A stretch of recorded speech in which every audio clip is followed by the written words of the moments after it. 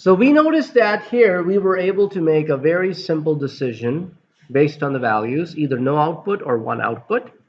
To the same example, we will now add else. Number 1 is less than number 2. So I just made one change here. With the current values, the if condition will run and the else will fail because number 1 is greater than number 2.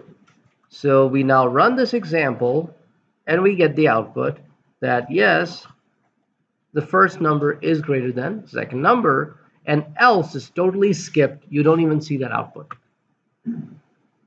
Now if I change the number 2 back to 19, then if I run it again, I will now see the second output, which is number 1 is less than number 2.